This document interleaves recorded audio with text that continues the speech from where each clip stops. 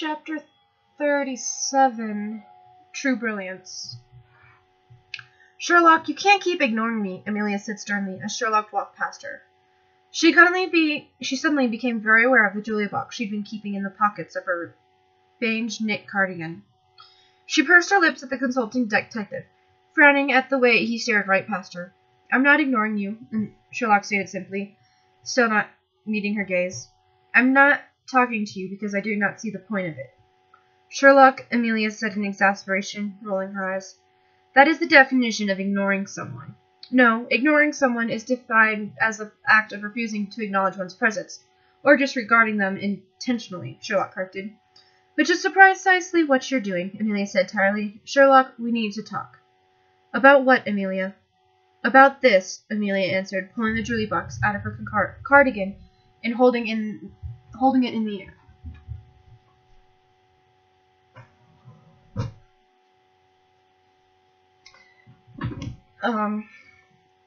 We need to talk about this. It was a stupid idea, said Sherlock, wandering to the window and gazing out at the street below. A stupid idea I came up with in an attempt to get Moriarty to give you up. Oh, that's a shame, Amelia said forlornly, chewing her lower lip worriedly. Is it? Sherlock asked in mild interest. Why is it a shame? Amelia toyed with the end of her hair, not meeting Sherlock's eyes. Because I was going to say yes, you know, Amelia said sadly. Don't lie to me, Sherlock. Why did you actually suggest this? She gestured to the box again, waving it around in the air. Sherlock shrugged flippantly. Two geniuses with slightly psychopathic tendencies. The gene pool combination would be interesting. Sherlock, Amelia growled, stop lying to me. I'm not an idiot. Sherlock shot her glare pointedly. You know the reason why I did it, Sherlock said quietly. And you know it wasn't because of logic. I let sentiment get the better of me. Sherlock, that's not a bad thing, Amelia comforted. Sometimes sentiment is what's necessary to do what's right. I'm still alive, aren't I? Amelia rubbed the bandage on her arm, feeling the raised lettering that had been scarred into her skin.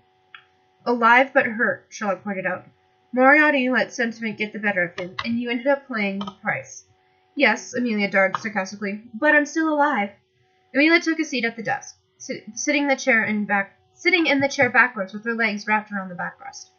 Besides, she continued nonchalantly, examining her arm, if I'm going to have something to burn my skin, it might as well be this. How can you be so calm about this? Sherlock hissed vehemently, eyes flashing darkly. Because if I let myself worry, Amelia spat, even for one moment, Moriarty's going to win, and I can't let Moriarty win. Sherlock cocked his head, looking back at Amelia. You're no longer calling him James, he observed. You're angry at him. Of course I'm angry at him, Amelia snapped. He threatened the 4 people that mean the most to me and killed one of them. He used me to get to you and John, twice. The 4 people that means the most to you, Sherlock repeated, wanting her to elaborate. Jackson, Mycroft, John, and you, Amelia answered simply. Me? Yes, you, Sherlock, Amelia said, gesturing with the jewelry box once again. I thought you'd know that by now, considering that you're a so-called genius. I am a genius, Sherlock protested, narrowing his eyes. Debatable, Amelia said, shrugging, grinning as Sherlock glared at her. She tossed the box to Sherlock, the detective catching it with one hand. Here. What am I supposed to do with this? Sherlock questioned, furrowing his eyebrows. But typically it begins with one man asking a woman a question, she said, arching her eyebrow. Sherlock chuckled, then bent down on one knee with the box opened. Amelia Laura Watson, Sherlock said softly, smiling up at Amelia. Will you marry me? Not very creative, Amelia muttered to herself. But yes, of course I will, sure. Really? Really? Amelia laughed as he slid the ring onto her finger, pecking Sherlock on the lips. Why do you sound so surprised? Most people find me aggravating and condescending, Sherlock shrugged. I'm not most people, Amelia said with a coy smile, cupping Sherlock's face in one of her hands. But we already covered that, didn't we, Sher? Why must you insist on calling me by that ludicrous nickname? Sherlock moaned exasperatedly. Because Sherlock isn't your real name, Amelia answered, still smiling, and William is a mouthful. Amelia pecked him on the lips once again. Besides, you're my fiancé now. I can call you what I want. Is that how these sort of things work? Not typically, no, Amelia laughed. But we've never been the typical couple, have we, Sher? You always seem to question my intelligence, Sherlock grumbled. Is there any real reason as to why I must always confirm that I am intelligent as I believe I am? No, Amelia replied, giggling. I just like to see your face every time someone calls you stupid. You are one evil woman, Sherlock said condescendingly, shaking his head, although his eyes sparkled with mischief. You know you love me, Amelia said cockily, flipping her hair over her shoulder. She pursed her blood-red lips. I never thanked you for the violin. Mrs. Hudson wouldn't allow me to bring in a grand piano, and then Mycroft told me you used to have an electronic violin. Speaking of which, I now owe him a favor, Sherlock explained with a shrug. Amelia grimaced. Sorry, I know how much you hate being in your brother's debt. Amelia patted Sherlock on the arm, gently smirking. Actually, come to think of it, you hate anything to do with your brother. Is that it? What did he do to you? Why is that? What did he do to you? First of all, Sherlock said in an attempt to be flirtatious, he met you before I did. Stop it, you, Amelia teased lightly, batting his shoulder. She let out a pealing laugh, throwing her head back in amusement. She ruffled Sherlock's dark hair, the lock silky soft under her touch. She picked up one curl, eyeing it in amusement, then sniffing it. Are you using my shampoo?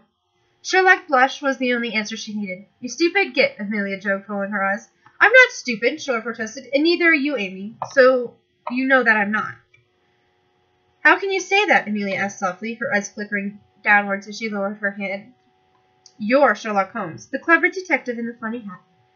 And pretty soon you'll be Mrs. Amelia Holmes, the brilliant agent in an equally funny hat, Sherlock said gently, taking Amelia's hands in his own.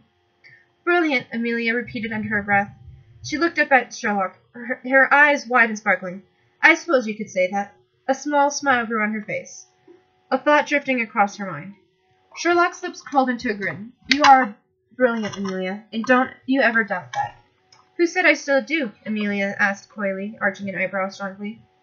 She placed one hand on her hip, tilting her head to the side slightly. She let Sherlock tilt her chin, so they were looking at each other in their eyes, their gaze meeting. She was no longer the shy girl he had met all those months ago. No, she definitely changed. Her posture was straighter. She now held other people's gaze, daring them to look away first. Unlike how she'd been before, she was comfortable in her own skin, realizing that there was nothing she could do to change who she was. And for once in her life, Amelia felt truly brilliant. Chapter 38. A Force to be Reckoned with. 1 week later. John wasn't entirely comfortable with leaving Sherlock and Amelia at home, especially since the two were now officially engaged, which he wasn't sure he was comfortable with either. John shook his head, walking to a nearby NatWest cash point machine, inserting his card. Both Amelia and Sherlock were most certainly a millionaire, but neither of them would give John the money for the weekly groceries. John typed in his PIN, a number Sherlock had chosen, as none of the numbers John had chosen were safe enough. He pursed his lips as he selected transaction, waiting for it to load, then startled when a message appeared on the screen, the lines appearing one by one. There is a problem with your card. Please wait. John grimaced in impatience, a new message taking the old one. Thank you for your patience. John. John frowned at the cryptic message, containing a groan, as a car slid up behind him. Briefly, he thought of Irene sending a car to get him, and how John had gotten in willingly crossed his mind. John shook off all uncertainty, looking back at the ATM before sliding into the car. Sherlock, Amelia said, walking into the living room to find her fiancé frantically searching through the flat, tossing things behind him carelessly, like a whirlwind had come through. What are you doing? Amelia cocked her eyebrow, eyeing Sherlock with mild interest. John had casually, Amelia begged to differ, pointed out the similarities between Amelia and Sherlock's interest for everything and anything. However, Amelia thought that Sherlock saw the world's challenges as a game that he had to finish, while Amelia wanted to find out how things worked, or, when she was dealing with people, ticked. Amelia shook the passing thought from her head, waiting for Sherlock's answer. When none came, she loudly cleared her throat, Sherlock spinning around to face her with an angry look. What? He barked snippily. Hi, Sherlock. Nice to see you, too, Amelia said sarcastically, with her lips pursed, rolling her eyes slightly. I said, what are you doing? Mrs. Hudson took my skull, Sherlock said, pouting like a child as he lifted various items up to search for them. Have you seen it? Amelia gave him no reply and walked to the kitchen, opening the fridge and pulling Sherlock's skull out of the fridge's vegetable drawer. She tossed it to him, smirking. It's the only thing we have in the fridge right now. John is John out shopping then? Yeah. Would you know if you actually listened when John and I are talking? I do listen. No, you don't, Amelia laughed, sitting in her chair. She crossed one leg over the other. Why did you need your skull anyways? Sherlock furrowed his brow. Quite frankly, I've forgotten. Amelia chuckled lightly. Some days I'm not sure why I like you as much as I do. Sherlock rolled his eyes in response. Tradition, John, said Mycroft, pouring himself a drink from an ornate crystal decanter. Our traditions define us. So total silence is traditional, is it? John said snippily, glaring at the oldest Holmes in anger, despite the fact that Mycroft controlled half of the UK. You can't even say, pass the sugar? 3/4 of the diplomatic service and half the government front bench all sharing one tea trolley, Mycroft explained in exasperation, briefly wondering why Amelia was so much quicker than her brother. Well, Mycroft had trained her. It's for the best, believe me. He smiled round at John, almost immediately, his expression becoming grin, which made John briefly wonder if Mycroft was bipolar. They don't want a repeat of in 1972. We can't talk in here. But we can talk in here. John walked to the table, picking a copy of The Sun, showing it Mycroft accusingly. You read this stuff? Caught my eye, Mycroft said flippantly. John hummed sarcastically, taking a seat in his armchair with a disgruntled look.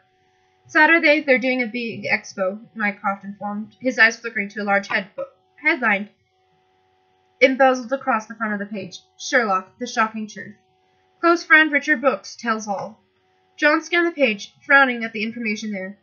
I'd love to know where she got her information, John said, worry lacing through his voice. Someone called Brooke. Recognize the name? John lowered the paper and shook his head. School friend, maybe? Mycroft laughed rudely. Of Sherlock's? Mycroft recalled that John was Amelia's sibling, and John would no doubt tell Amelia of this meeting, giving Amelia to whack Mycroft as she always did when he was rude. Mycroft chuckled in a more polite tone, not exactly wanting Amelia to hit him. But that's not why I asked you here. Mycroft walked to a side table, picking up several folders. He walked over to John, handing him one. John opened the file cautiously, almost expecting something to explode if he read the contents. Examining the photo pinned to the top of the page. Who's that? John asked. Don't know him? No, never seen his face before. He's taken a flat in Baker Street, 2 doors down from you. I was thinking of doing a drinks thing for the neighbors. Not sure you'll want to, Mycroft nodded towards the folder. Sudbin, Albanian hit squad, expertly trained killer, living less than 20 feet from your front door. It's a great location. Genevieve Line's handy. John, what has it got to do with me? John sighed, unable to disguise the sincere concern in his tone. Dietrich Ludmilla, said Mycroft, as he handed John another file. John groaned in exasperation, desperately wishing that it was Amelia who was giving him this information, rather than the arrogant, annoying, and self-centered man whom Sherlock was related to. John opened the file, frowning down at the photo of a dark-haired woman who John had found attractive. Actually, I think I have seen her. Russian killer, Mycroft informed. She's taken the flat opposite. Okay, I'm sensing a pattern here, John said, almost in full-blown panic by now. In fact, Mycroft said, handing him the remaining files, 4 top international assassins located within sitting distance of 221 B. Anything you care to share with me? Come on. I'm moving, John suggested in an attempt to lighten the situation. Mycroft narrowed his eyes, unamused. It's not hard to guess the common denominator, is it?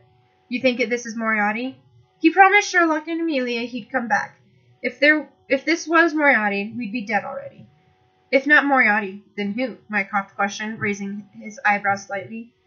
Why don't you talk to Sherlock if you're so concerned about him? John asked, rolling his eyes as Mycroft looked away, uncomfortable. Oh God, don't tell me.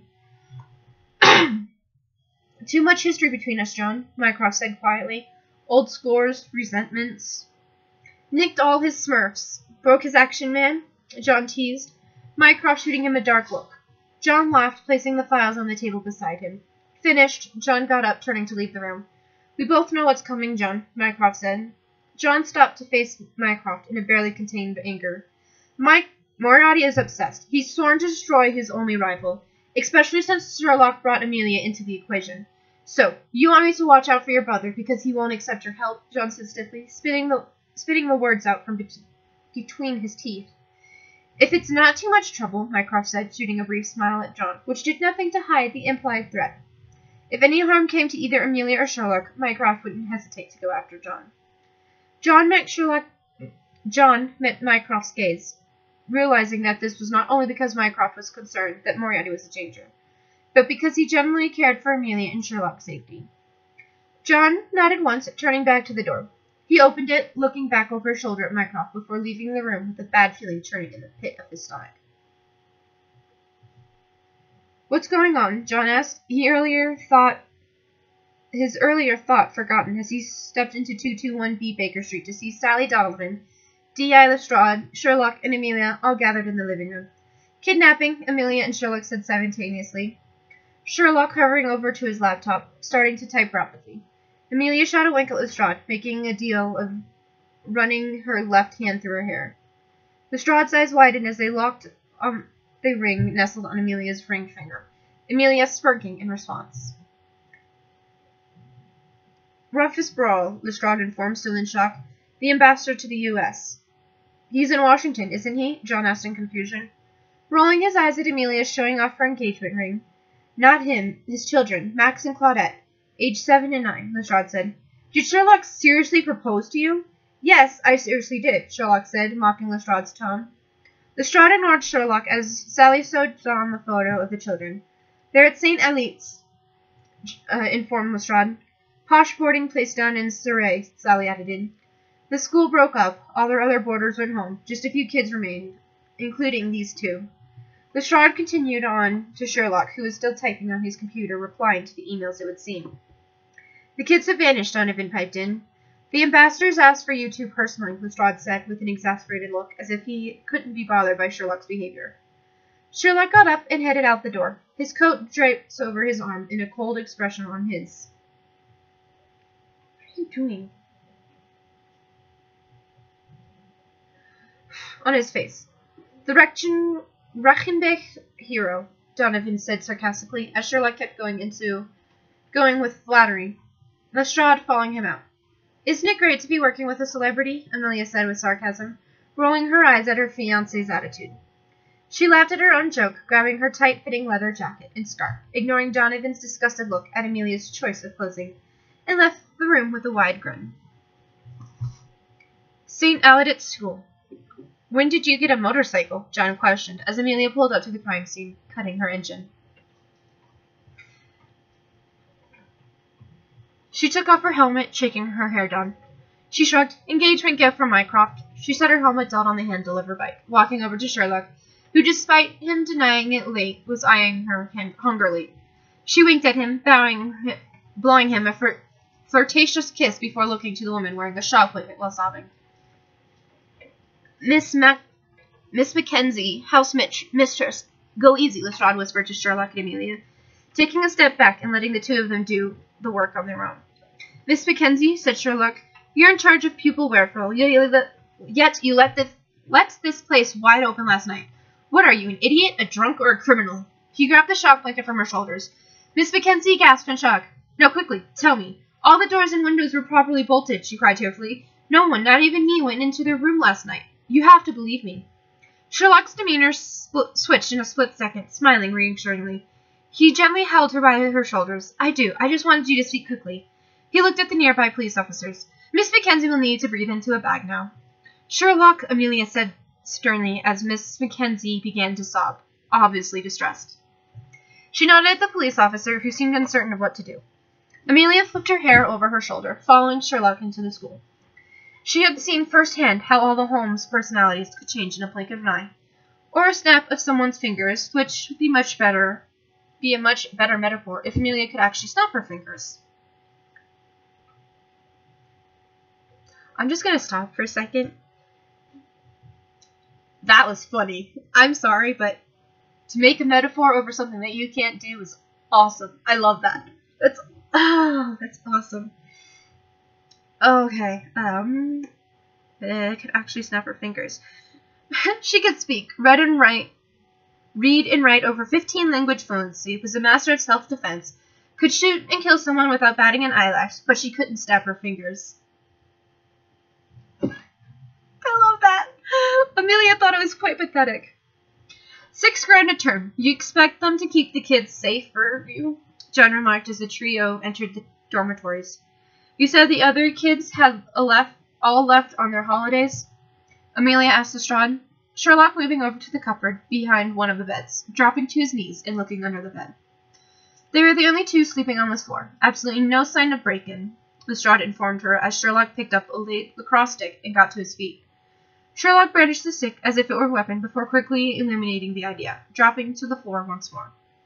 The intruder must have hidden inside some place. Amelia humped indignantly, walking over to the wooden trunk where Sherlock was standing, holding a large brown envelope with a broken red seal on the back. She peered over her fiancé's shoulder as he opened the envelope to reveal a large, hardback copy of Grimm's Fairy Tales. As Sherlock examined the book, Amelia took the envelope from him, checking if there was anything else inside. Show me where the brother slept, Amelia demanded, looking to Lestrade. The trio were taken to the other door, where Amelia's gaze was immediately drawn to the frosted glass pane door, while Sherlock immediately walked towards the bed, with a curious frown. The boy sleeps there every night, Amelia observed, more to Sherlock than to anyone else in the dorm. Gazing at the only light source outside in the corridor, he'd recognize every shape, every outline, the silhouette of everyone who came to the door. Okay, so, Lestrade prompted. He knew that Amelia was better than Sherlock in the same sense that she could figure out people's motives and the psychology behind the crimes, while Sherlock was better at the science side. Together, the two of them were definitely a force to be reckoned with. So, Amelia said, someone approaches the door who he doesn't recognize, an intruder. Maybe he can even see the outline of a weapon. She stepped outside the room, pulling the door closed behind her. She raised her hands, making a finger gun, showing the others the shape it would make. Sherlock opened the door once she was done, Amelia re-entering the room. She nodded once at the consulting detective, continuing on. What would he do in the precious few seconds before they came into the room? He would use them, if not to... How would he use them if not to cry out? She could see the gears turning in Sherlock's mind, and him drawing a blank. She let out a resigned sigh, walking around the bed and examining the child's possessions. This little boy, this peculiar little boy. She looked down at the bedside table, where a pile of spy books lay stacked, a smile growing on Amelia's blood-red lips. Who reads all those spy books? What would he do? He'd leave a sign, John suggested. Sherlock's eyes widened in a sudden idea, no doubt prompted by John's suggestion, and picked up the cricket bat leaning against the nearby cupboard. He sniffed it loudly, nostrils flaring. He set the bat down, squatting and sniffing around the bedside table, receiving an almost empty bottle of linseed oil, looking up in shock. Then he uttered two words no one ever expected to hear from Sherlock's mouth. Get Anderson. I love that in the episode. Because as soon as I saw that, I was like, what? Oh, chapter 39. It's always about the puzzle. If Amelia hadn't been forced to spend a week in utter darkness for part of her MI6 training, she wouldn't be able to see anything in the darkness Anderson and Sherlock had forced upon the school's dormitories. Every window was covered, not even a crack of light peeking through, and the lights were all turned off. The only light came from a large, ultraviolet wand-like torch that the group held, Amelia and Sherlock both having their own. Amelia gestured over to where Sherlock had found the linseed oil. Sherlock casting his ultraviolet light over the wall. Help us, written on the wall in a substance that glowed with luminescent yellow light. Linseed oil, Sherlock deducted in mild interest, surprised at the ingenuity of the child's simple but clever plan. Not much use, said Anderson. Doesn't lead us to the kidnapper. Brilliant, Anderson, Amelia said, all eyes snapping to her. Really? Anderson said wearily, surprised Amelia's out-of-character compliment. She loved the torment insult Anderson almost as much as Sherlock did, but she was better than her fiancé in the fact that she wasn't too rude about it. Yes, Amelia said sarcastically, rolling her eyes. Brilliant impression of an idiot. She pointed to the floor where several sets of footprints glowed from her to the right. Glowed from her the radiant light of her wand. The floor. Everyone's gaze followed the luminous set of footprints, all varying in sizes. As Amelia and Sherlock traced the path, he made a trail for us, John exclaimed. The boy was made to walk ahead of them, Sherlock said softly. Oh, what? Tiptoe? John spent enough time around his sister and the consulting detective to know that the varying impressions of footprints and their meanings. Amelia turned to look at her brother. Lessons from psychology course Mycroft had forced her to take in her mind. Indicates anxiety, she informed rapidly. A gun held to his hand. She stepped out into the hallway, following the footsteps. The girl was pulled beside him, dragged sideways. He had his left arm cradled around her neck. Then the footsteps came to a stop. That's the end of it. We don't know where they went from here, Anderson said. Sherlock and Amelia, stopping in their tracks. Tells us nothing after all. You're right, Anderson. Nothing. He paused for a moment, enough to make Anderson believe that he was right, and both Amelia and Sherlock were wrong. Sherlock took in a deep breath before quickly spitting out. Except his shoe size, his height, his gait, his walking pace. He reached up to the closest window, ripping away the black poster material Amelia had taped over the glass to keep the light out. The light flooded into the corridor, rendering the UV lights useless. He placed his hand on the windowsill, kneeling down and taking a sample from the floor, using his pocket sampling kit Amelia had given Sherlock for Christmas. Sherlock chuckled, finally enjoying himself.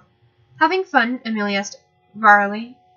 Starting to. Maybe don't do the smiling, Amelia suggested. Sherlock raised his head in confusion. Kidnapped children? Not exactly something most people would do. I'm not most people. Neither am I, and I'm telling you to stop it before they think you're the one behind this. Now, why would they think that? Because half of the bloody police force doesn't even think you're human, Amelia murmured. Sherlock pursed his lips, and nodding once before continuing to remove the removal of the sample. Taxi. But how did he get past the CCTV? John asked for clarification, still confused. If all the doors were locked. He walked in when they weren't locked, Amelia muttered. But a stranger can't just walk into a school like that. Anyone can walk anywhere if they pick the right moment, Sherlock continued for Amelia, sensing her distress. That seemed to elude from her very being. Yesterday, end of term, parents milling around, chauffeurs, staff. What's one more stranger among that lot? He was waiting for them. All he had to do was find a place to hide. He shot a look to Amelia, who had her eyelids lowered, though her eyes moved underneath, as if she could see something they couldn't. Mind palace, Sherlock realized. Moriarty had mentioned that Amelia had one, and that Sherlock was in a lot of it. Sherlock had never seen Amelia go to her mind palace, at least not to this extent. He briefly thought back to earlier this week, where he caught Amelia staring off into the distance, not replying to anything anyone had asked her. Perhaps she spent more time in her mind palace than Sherlock had originally thought. Amelia wandered aimlessly around her mind palace, searching for something just out of her reach desperately. Her mind palace took form of her childhood home, a simple Victorian house, although lately it had started to form into 221B. Amelia knew the reason for the change. She'd envisioned every memory as an item in the home, and she deleted more unnecessary memories and placed them with her adventures with Sherlock and John. The items that represented the memories were forming into 221B's furniture and decorations. Amelia pulled open the door to her room to find the memory of James Moriarty waiting for her. Amelia hesitated briefly before stepping into the room. Hello, dear, James' cold voice said. Even though he was nothing but a memory, Amelia could suppress a shiver. James, she greeted at the memory beginning to unfold before her. Thing is, Amelia, James' voice said, a haunting memory of speech he'd once done. Anyone can get into anywhere, as long as they choose the correct moment in the perfect disguise. Anyone can be a ghost. You see them, but never truly see them. You might observe your surroundings, piece together the puzzle with every clue given to you. You cannot complete the game without knowing everything, Amelia, and all those clues are given to you at the start.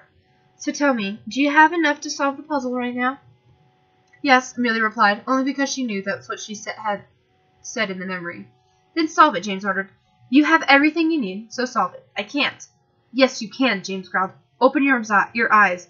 Observe your surroundings. It's always about the puzzle, Amelia. It's always about the puzzle. St. Bartholomew's Hospital.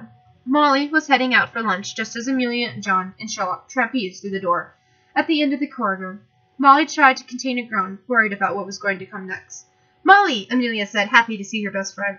Oh, hello, Molly replied, certain that nothing good was going to follow. Just going out. Amelia placed her hands on Molly's shoulders, turning her friend around, the way this specialist had come. No, you're not, Amelia corrected with a wide grin. I've got a lunch date, Molly protested, trying to keep the whine out of her voice. Amelia placed a hand on Molly's back, forcing Molly to continue walking. Cancel it, Amelia ordered. You're having lunch with us. She gestured to Sherlock, who pulled out 2 bags of Quaver's chip crisps from both of his pockets, showing them to Molly. What? Need your help, Amelia said, as Sherlock tucked the Quavers away. It's one of your old boyfriends. We're trying to track him down. He's been a bit naughty. She turned back to face Molly and John, who both stopped to stare at her while Sherlock stood by her side. It's Moriarty, John guessed. Of course it's Moriarty, Sherlock scuffed. June actually wasn't even my boyfriend, Molly said uncertainly. We went out 3 times. I ended it. Yes, said Amelia, rolling her eyes. And then he stole the crown jewels, broke into the Bank of England, and organized a prison break at Pentonville. For the sake of law and order, I suggest you avoid all future attempts at a relationship, Molly. She flipped her hair over her shoulder, pushing on through the doors, which Molly had come through, already heading to the lab. Oil, Amy, Sherlock ordered as Molly staggered into the lab, carrying a pile of books and folders. Sherlock opened the petri dish. The oil in the kidnapper's footprint. It'll lead us to Moriarty. He dropped a sample into the test tube, which was full of liquid Amelia didn't know the name of.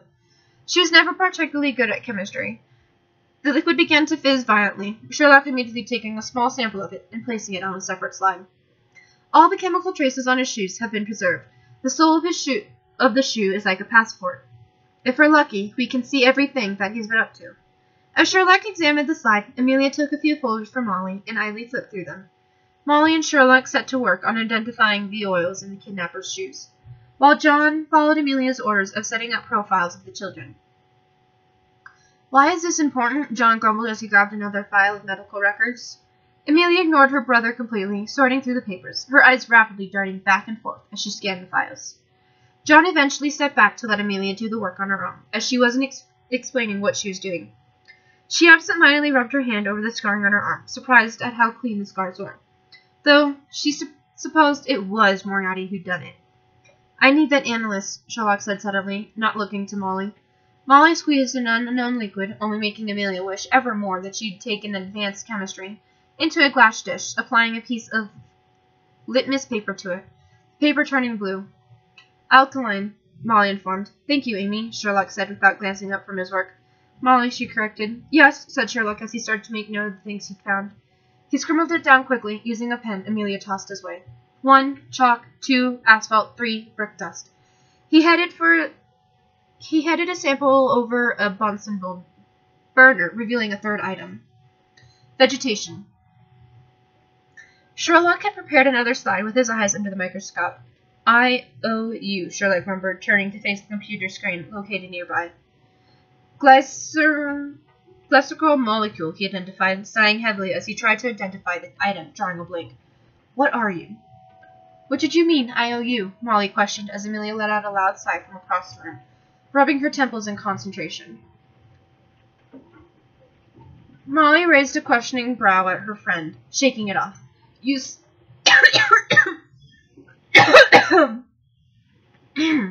I-O-U. You were muttering it while you were working. Nothing, Sherlock said quickly. Mental note. You're a bit like my dad. He's dead, Molly said, looking to Sherlock. She closed her eyes in embarrassment. No, sorry. Molly, please don't feel the need to make conversation. It's really not your area, Sherlock said under his breath. Molly cringed but continued on. When he was dying, he was always cheerful. He was lovely, except when he thought no one could see. I saw him once. He looked sad. Molly, Sherlock said warningly. You look sad, Molly said, her eyes flickering towards Amelia, who talking to John about their mother, as the two of them sorted through the endless, seemingly pile of papers. When you think she can't see you? Sherlock looked up from the microscope, his gaze drifting to his fiancée, who was completely unaware of his and Molly's conversation. Sherlock turned his head to look at Molly with a curious expression. Are you okay? Molly said, interrupting Sherlock as he opened his mouth to reply. And don't just say you are, because I know what that means. Looking sad when you think no one can see you. You can see me, Sherlock said in confusion. I don't count, Molly said softly. Sherlock blinked rapidly, looking at her, properly for the first time since the two of them had met. What I'm trying to say is that, if there's anything I can do, anything you need, anything at all, you can have me. She looked away, flinching at how it had come out. No, I mean, if there's anything you need, she shook her head. It's fine. What could I need from you? Sherlock said shakily. Nothing, Molly shrugged. I don't know. You could possibly say thank you, actually. She nodded firmly, the corner of Sherlock's mouth twitching as if he were containing a smile. Thank you, he said hesitantly, frowning as he turned away. I'm just going to go and get some crisps. Do you want anything? Molly announced to the room, although the question was more directed toward Sherlock's. It's okay. I know you don't. Well, actually, maybe Sherlock started. I know you don't, Molly said quickly, turning on her heel and leaving the room. Sherlock watched her leave with a puzzled expression, unsure of what to make of Molly's change in behavior. Sherlock furrowed his brow, briefly looking over to Amelia before looking back to his microscope. Amelia tucked a lock of hair behind her ear, pursing her lips. John flipped through some photographs Amelia had taken of the crime scene, frowning as he came across one of the wooden chalks, showing the envelope with a familiar red wax seal. Then another photo of a close-up shot of the wheel. Sherlock, John said wearily. Sherlock hummed. This envelope that was in her trunk, John said as he walked over to his jacket. There's another one. What? Amelia said in confusion, narrowing her eyes suspiciously. On her doorstep, John answered. Found it today. He retrieved the envelope, examining it. Yes, and look at that. He took the envelope with him around the bench, handing it to Sherlock. Look at that, exactly the same seal. Sherlock reached into the envelope, taking some of the brown dust within the envelope. Breadcrumbs, Amelia observed, taking the envelope from Sherlock and eyeing it. Uh-huh. It was there when I got back, John nodded. A little trace of breadcrumbs, hardback copy of fairy tales, Amelia murmured to herself. The memory from earlier running through her mind. She rubbed her temples momentarily before her eyes widened. 2 children led into the forest by a wicked father fellow. Follow a little trail of breadcrumbs, she said quickly. That's Hansel and Gretel, John said in confusion. What sort of kidnapper leaves clues? The sort that likes to boast. The sort that thinks it's all a game, Sherlock said under his breath. He sat in our flat, and he said these exact words to us. All fairy tales need a good, old-fashioned villain. Sherlock adjusted his microscope, looking back into the envelope. The fifth substance. It's part of the table, the witch's house. What? Amelia and John said at the same time, narrowing their eyes. The glycerol molecule, Sherlock exclaimed. PGPR. PGPR, Sherlock exclaimed loudly, jumping to his feet in excitement. What's that? John asked. It's used in making chocolate, Sherlock said, running out of the lab in a hurry, with his hair flying out behind him. Amelia watched Sherlock with mild amusement as the door slammed shut behind him, before letting out a loud groan and following him out.